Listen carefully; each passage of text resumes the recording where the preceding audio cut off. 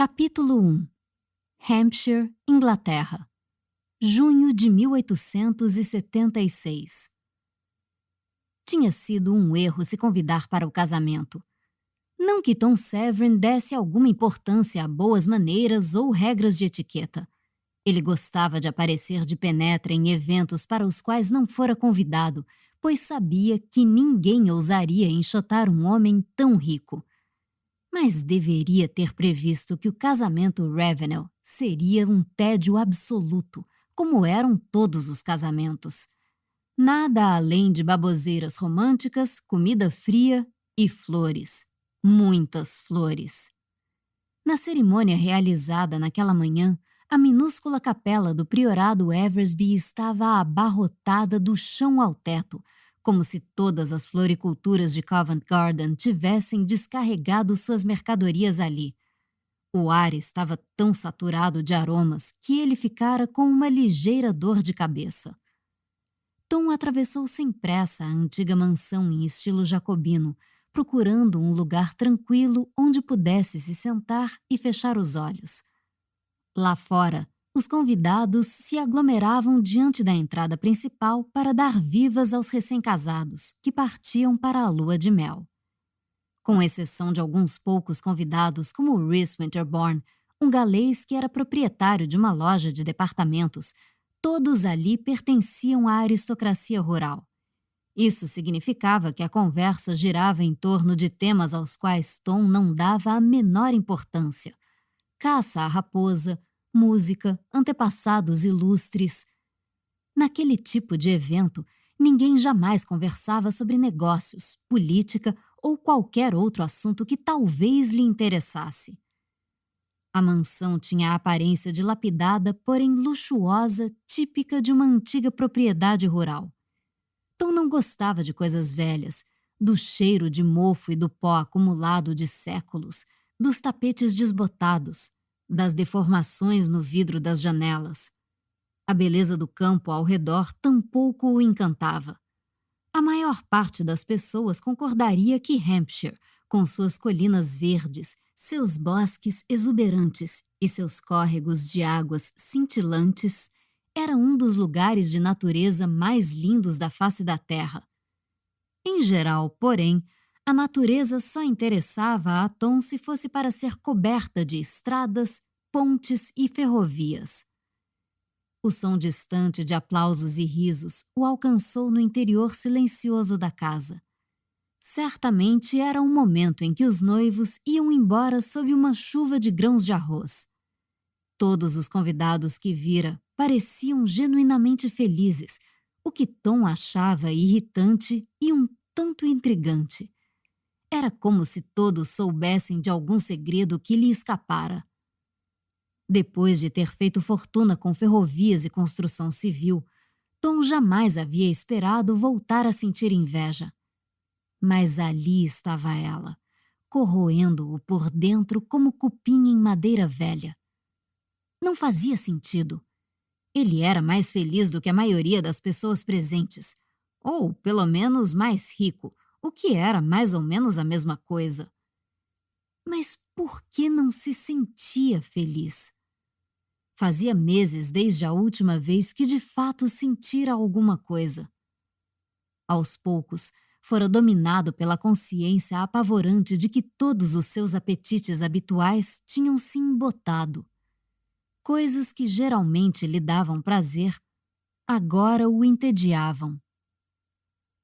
Nada, nem mesmo passar uma noite nos braços de uma bela mulher, vinha sendo satisfatório. Ele nunca fora assim, e não tinha a menor ideia do que fazer a respeito. Achou que poderia lhe fazer bem passar algum tempo com Devon e West Ravenel, que conhecia fazia pelo menos uma década. Os três, ao lado dos demais integrantes de uma turma de reputação duvidosa, já haviam se metido em muitas brigas juntos e farreado bastante por Londres. Mas as coisas haviam mudado. 2 anos antes, Devon herdara inesperadamente um condado e assumira o papel de patriarca responsável. E West, antes um bêbado despreocupado, Agora administrava a propriedade e os arrendatários e falava incessantemente sobre o clima. O clima, pelo amor de Deus!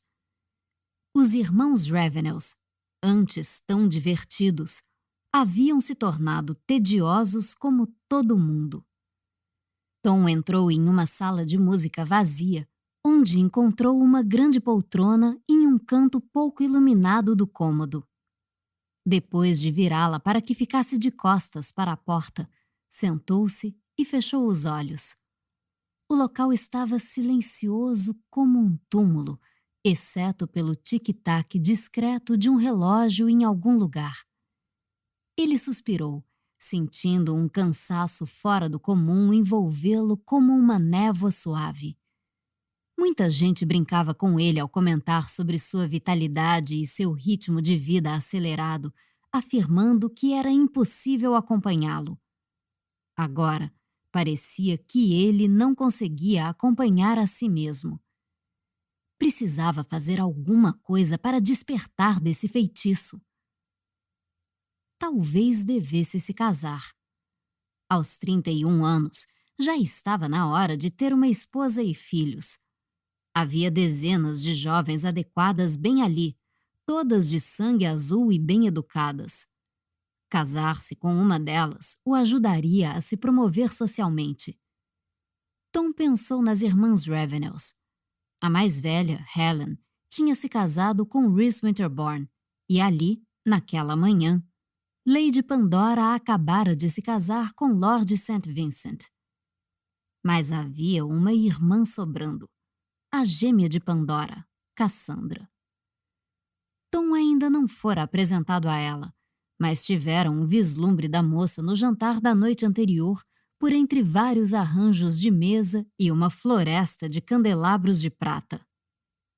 Pelo que conseguira ver, Cassandra era jovem, loura e quieta, o que não era exatamente tudo o que ele queria em uma esposa, mas já era um bom começo.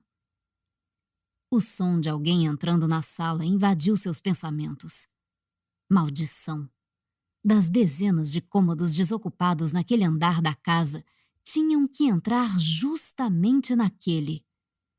Tom estava prestes a se levantar para que o vissem, mas um choro feminino fez com que se encolhesse mais fundo na poltrona.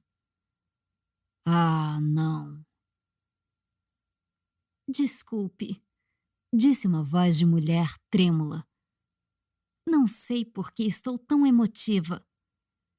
Por um momento, Tom achou que ela estivesse falando com ele, mas então um homem respondeu. Imagino que não seja fácil se separar de uma irmã que sempre foi sua companheira mais próxima.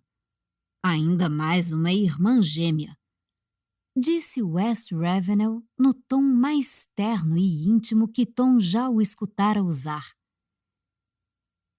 É só porque sei que vou sentir falta dela.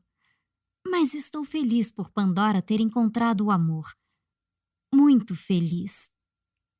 A voz dela falhou. Estou vendo, disse West com uma ironia carinhosa. Aqui, pegue este lenço e vamos enxugar essas lágrimas de alegria. Obrigada.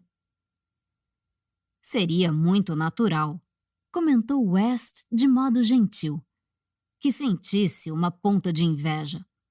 Não é segredo que você sempre quis encontrar um par, ao passo que Pandora se dizia determinada a jamais se casar. Não estou com inveja.